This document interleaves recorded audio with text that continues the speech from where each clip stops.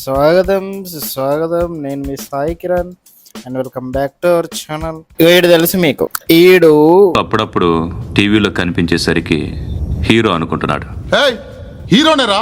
ఆమ్ ఆద్మీ పార్టీకి పనిచేస్తాడా, మరి కాంగ్రెస్ కు పనిచేస్తాడా, ఇద్దరికి పనిచేస్తాడా, లేదా కేవలం బీజేపీకి యాంటీగా పనిచేస్తాడా?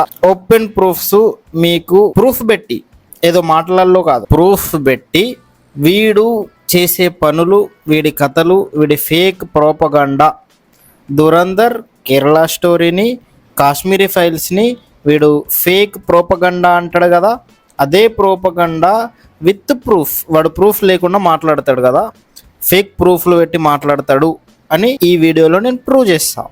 వీడియోని ఎండ్ వరకు చూడండి, మీకు అర్థమవుతుంది. बधाई हो दोस्तों, वेस्ट बंगाल में अच्छे दिन आ गए हैं. వెస్ట్ బెంగాల్లో చెడ్డ రోజులు వచ్చినాయంట. హిపోక్రసీ, సార్కాస్టిక్ గా మంచి రోజులు వచ్చాయి అని అంటున్నాడు కానీ చెడ్డ రోజులు వచ్చాయి అంటున్నాడు. అంటే 15 years వెస్ట్ బెంగాల్లో అంతా మంచి జరిగింది, జస్ట్ అక్కడ బీజేపీ గెలవంగానే చెడ్డ రోజులు వచ్చినాయి. 18 మంది స్పర్మ్ దొరికిందిరా ఆర్జికర్ మెడికల్ కాలేజ్ ఆ డాక్టర్ పిల్ల వజైనాలో.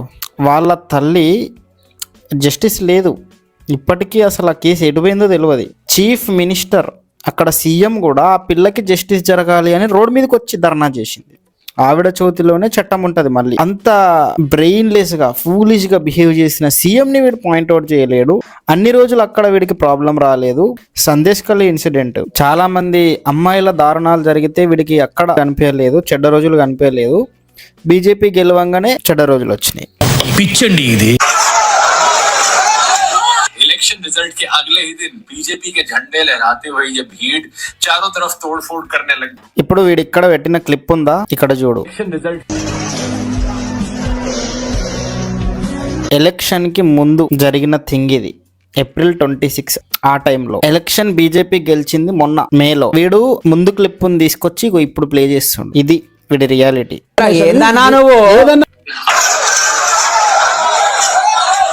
इलेक्शन रिजल्ट के अगले ही दिन बीजेपी के झंडे लहराते हुए ये भीड़ चारों ఎలక్షన్ కి ముందు క్లిప్ తీసుకొచ్చి ఎలక్షన్ తర్వాత అంటుండేడు तरफ तोड़फोड़ करने लग गई खुशी के मारे.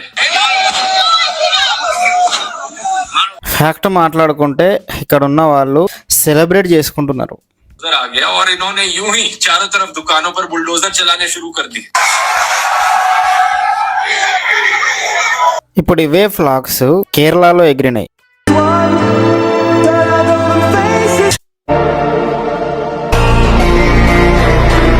బెంగాల్లో బీజేపీ గెలిచిన తర్వాత బెంగాల్లో ఇండియా ఫ్లాగ్స్ ఎగిరినాయి. కేరళలో కాంగ్రెస్ గెలిచిన తర్వాత కేరళలో పాకిస్తాన్ జెండాలు ఎగిరినాయి.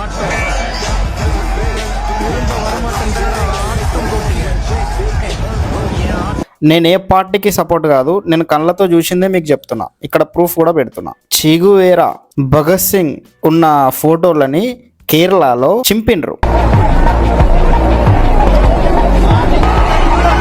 అక్కడ కాంగ్రెస్ గెలిస్తే వాళ్ళు చింపిర్రు దాన్ని.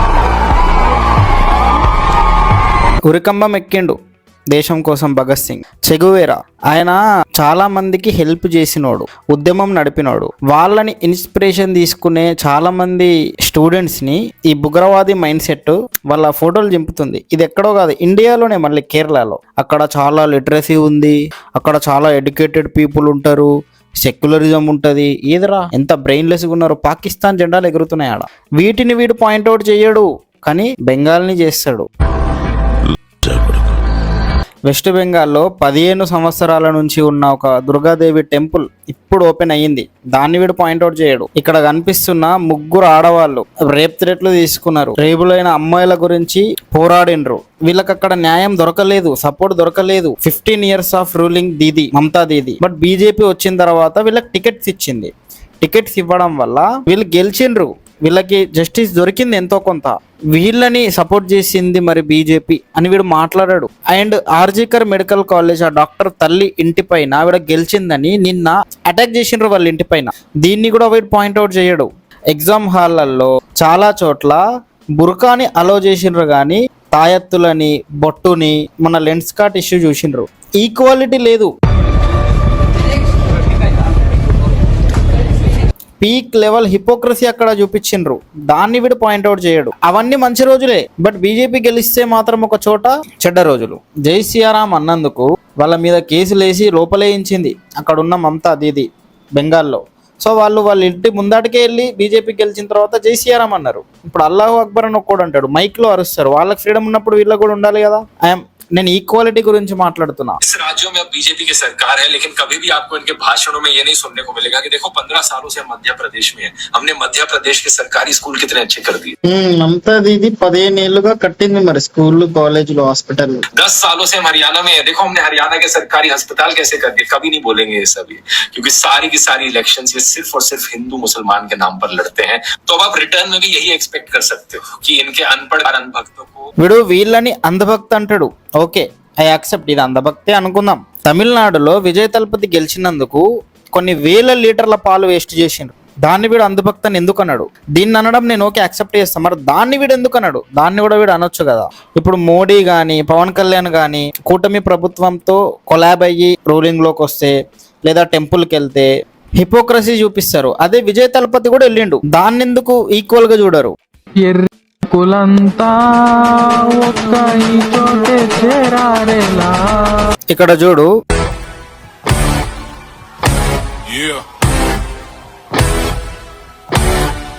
కాపేర్ ముషరక్ కభీ ముసల్మాన్ కా.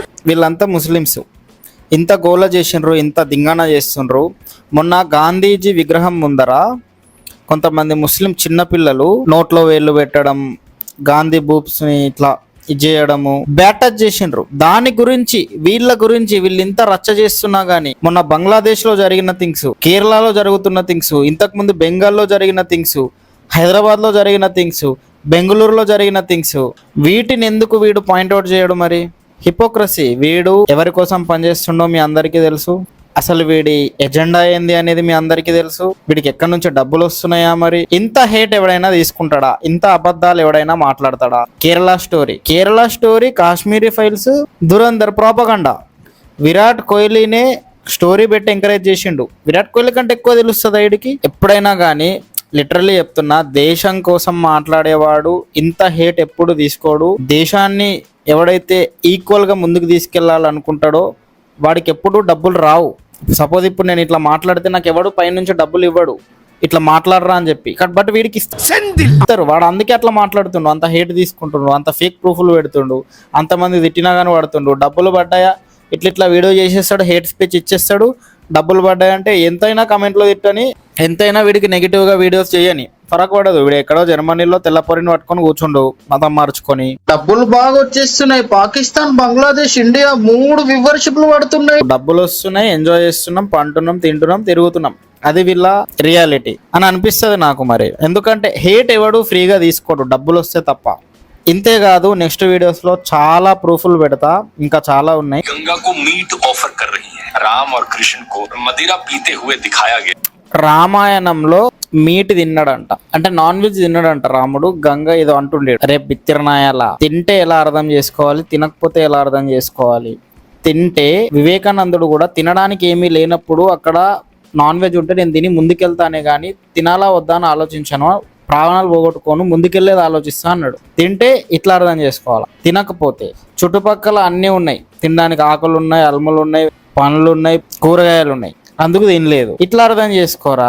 అంతేగాని మనలాగా ఎవ్రీ సండే వచ్చిందంటే నోర్లు ఊరించుకొని నాన్ వెజ్ షాప్కి పోయి అన్న నాన్ వెజ్ కొట్టన్నా అని చెప్పి ఇష్టంతో పోయి వచ్చి తిని ఇక మనలాగా చేయలేదు ఆయన. పిచ్చోడా.